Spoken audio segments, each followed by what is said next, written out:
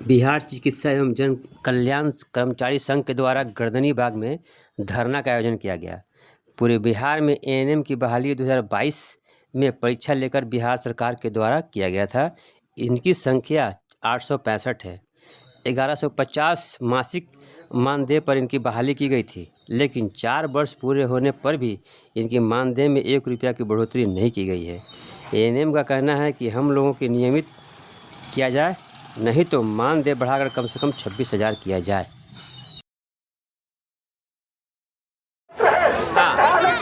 हम लोग urban 865 ANM है जो संविदा पर पोस्टेड है। अर्बन 865 अर्बन एएनएम है। हम लोग सिर्फ अर्बन में ही बहाल है पूरे बिहार में। अच्छा, आप लोग किस पद पे बहाल हैं और डिमांड क्या है?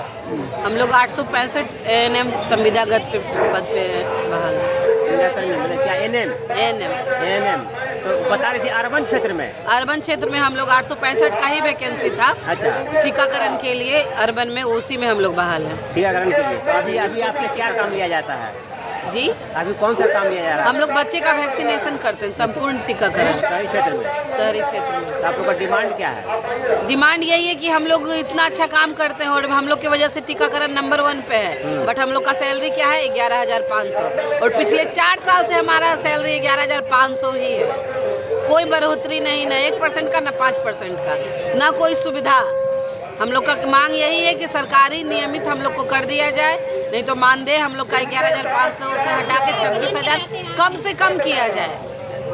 हर साल ऐसे नियम है, सरकार हर साल बढ़ाती है, 1,000-2,000 रुपये बढ़ाती है। एकदम बढ़ाती है और हर जगह बढ़ रही है। हम लोग के बाद वाले वैकेंसी को भी बढ़ाया गया है, बट हम लोग के साथ सौतेला व्यवहार किया जाता है। हर बार हम लोग रोड पे आ जाते हैं, धरना प्रदर्शन करते हैं, सब कुछ करते हैं, भूखे प्यासे रहते हैं। उसके बाद फिर हम लोग को आश्वासन दिया जाता है, फिर हम लोग धरना तोड़ के फिर से काम में लग जाते हैं वैसे ही, लेकिन फिर हम लोग को कुछ नहीं मिलता है।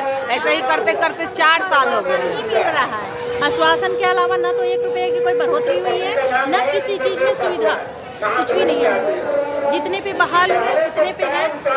सबको होता है कि साल में 5% इंक्रीमेंट जो बढ़ती है, हम लोग को वो भी नहीं। यहाँ तक कि जो मंथली 2 दिन का जो अभ्यास होता है वो भी नहीं। आप लोग जो विजिट करती होंगी फील्ड में, तो उसमें भाड़ा भी लगता होगा? हम लोग का भाड़ा भी लगता है, हम लोग घर में रहते तो उसका रेंट भी लगता है, प्लस बिजली बिल भी लगता है, प्लस परिवार को लेके दूसरे जगह से यहाँ भी रह रहे हैं, बच्चे भी हैं। तो बाहर कोई ग्रामीण क्षेत्र की होंगी अगर एएनएम, तो यहाँ शहरी क्षेत्र में रह रही होगी, तो उनका हर खर्चा होगा, किराया वगैरह सब खर्चा सब कुछ होगा और सब उसी में करना, और ऊपर से वो भी टाइम पे नहीं मिलता है। टाइम पे नहीं? कितना दिन पे मिलता है आपको? 6 महीना 5 महीना ऐसे करके, वो भी 1 महीने का 2 महीने का ऐसे करके पूरा नहीं मिलता है? पूरे नहीं मिलता। जो हम लोग का दुख सुनेगा उसको वो दुखी हो जाएगा, बट सरकार कान में तेल देके वैसे ही बैठे हुए हैं। उन लोग को कोई टेंशन नहीं, बस अपना काम हम लोग से कराए जा रहे हैं। हम लोग को मतलब क्या बोलते हैं, शोषण हम लोग का किया जा रहा है। एक तरह से शोषण ही है ये। एक औरत को बोलता है इतना आरक्षण दिया जा रहा है, महिला सशक्तिकरण है, महिला स्वास्थ्य विभाग में महिला को सम्मान दिया जाता है, बट हम लोग को रोड पे ला के छोड़ दिया गया है। उसके बाद भी कोई सुनने वाला नहीं है। तो आप लोग मतलब हर बार आश्वासन दे बस हम लोग उनके आवास पे भी गए हुए हैं। बस हम लोग को बोला जाता है फाइल बढ़ रहा है। ऐसा कौन सा फाइल है भैया? हम लोग का आज से बढ़ ही नहीं रहा है, कब से? पिछले 4 साल से नहीं बढ़ रहा है। आप लोग ट्रेंड है? एकदम ट्रेंड है हम लोग से ही पूरा हॉस्पिटल संविदा कर्मी से ही चल रहा है पूरा टीकाकरण। हर जगह का इम्यूनाइजेशन सेंटर अर्बन क्षेत्र में चल रहा है, और हम लोग की वजह से पेपर में हेडलाइन निकलता है कि नियमित टीकाकरण के नंबर वजह से नियमित टीकाकरण नंबर 1 पे है इम्यूनाइजेशन। लेकिन सरकार आपके चलते क्रेडिट ले रही है। क्रेडिट लेते जा रही है, लेकिन आप लोग पर ध्यान नहीं, सरकार ध्यान नहीं है। ध्यान देने में हम लोग सबसे पीछे हैं, काम लेने में सबसे आगे हैं। पब्लिक के सामने ठिसिया ठोक के कड़े सरकार की, हाँ हमने बस एक वो किया, कहने के लिए है, जिसके माध्यम से करवा रहे हैं, उस पर कोई ध्यान नहीं है।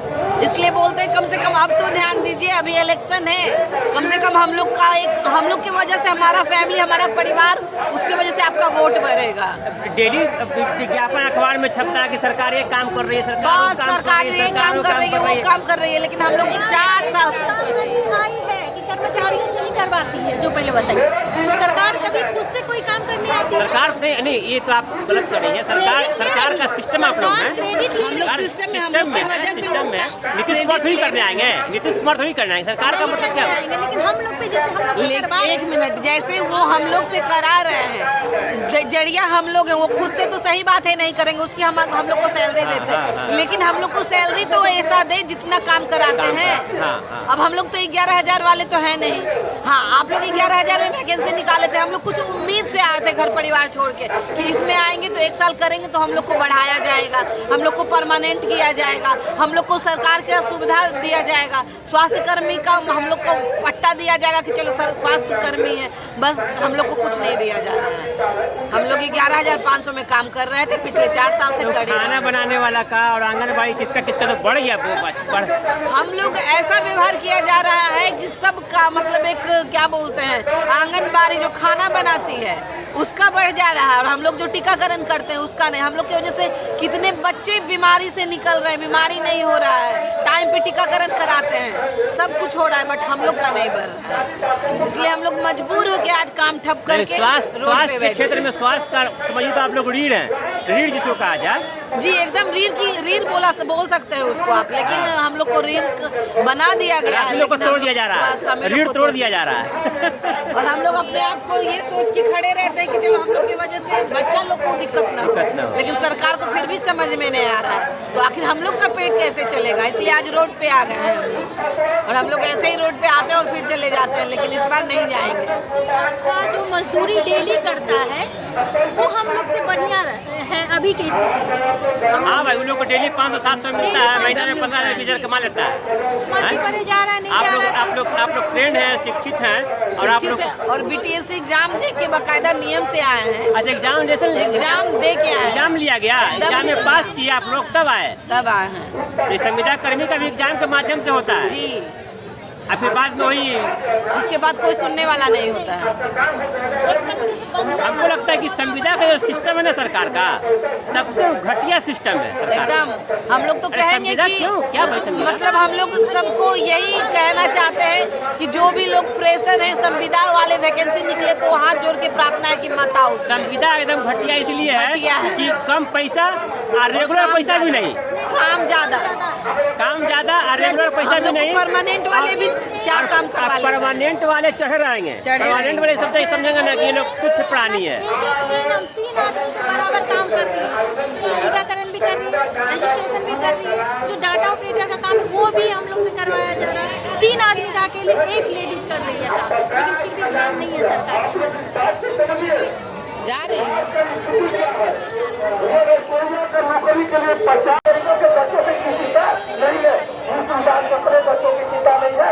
क्या डिमांड है आप लोगों का?